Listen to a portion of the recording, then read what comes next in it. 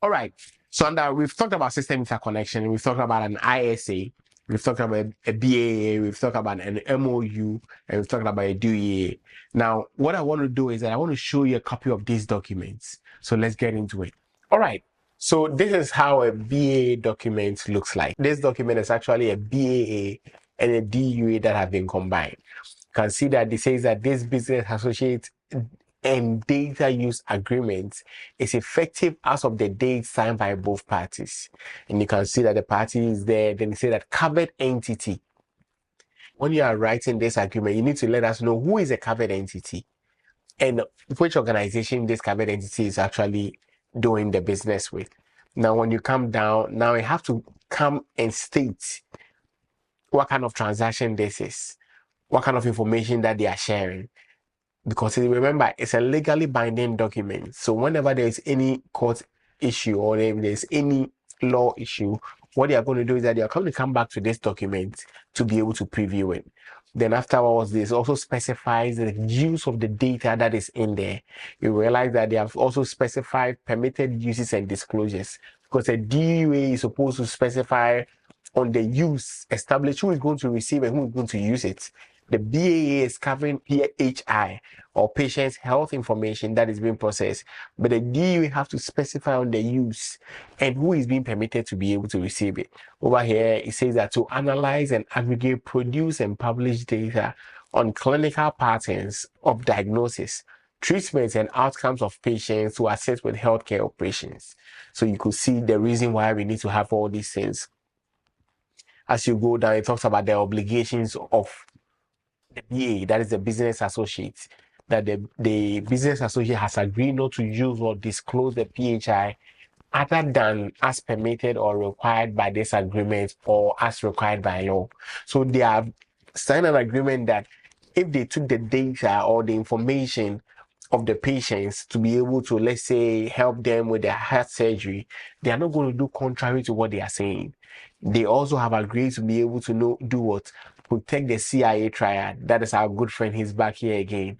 CIA triad, the confidentiality, integrity, and availability of the EPHI. So you should know that without the physical safeguards.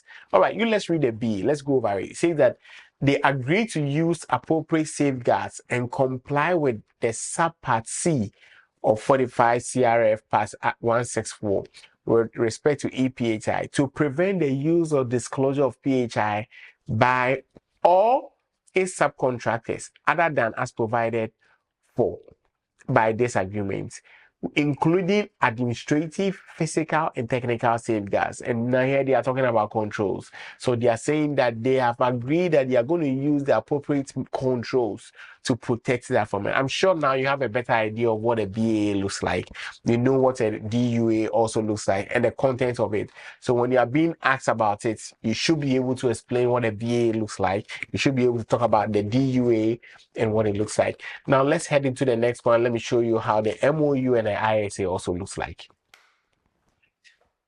All right, there's an ISA document, Interconnection Security Agreement, and an MOU, but we are going to look at the ISA part, and afterwards we're going to use the MOU part. What I want you to take notice of is I want you to be able to look at the content of an ISA.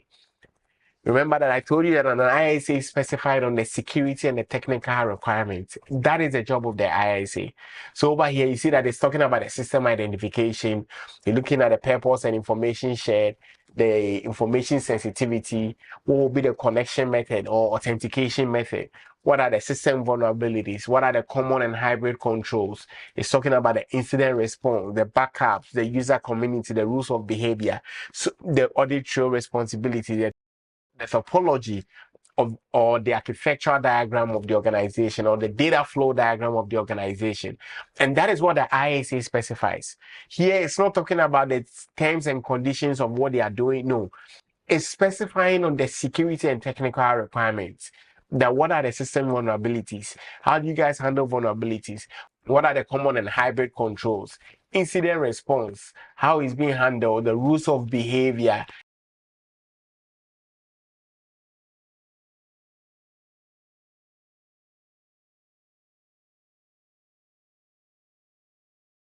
They want to make sure that all the security and technical requirements are being documented and an agreement is being signed between the two parties. And that is an ISA. I'll show you the MOU real quickly.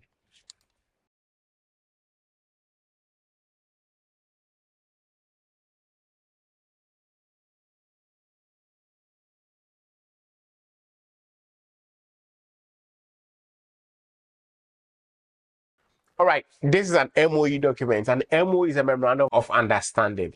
This is a template. Now, what does it state? It says that state the purpose of the MOU includes statements that explain how the collaborative relationship enhances or benefits the applicant's program. So you need to be able to state the purpose. What are the roles and responsibilities of this agreement? And you need to state one for the agency A and the agency B. You also need to know the time frame, the confidentiality agreement that is being signed. The two parties have to be able to sign, and agreements have to be made, and all the terms and conditions have to be labeled in this MOU. This is a template of an MOU document, but that is the brief, the shape of an MOU document. You need to be able to provide the agency name, what these agencies do, what kind of systems you are talking about, what is the purpose of this MOU. You need to be able to make sure that you are stating clearly everybody's roles and responsibilities, the terms and the conditions that comes with this agreement. And that is what an MOU does. Now let's get back to our slides and talk about the standalone system.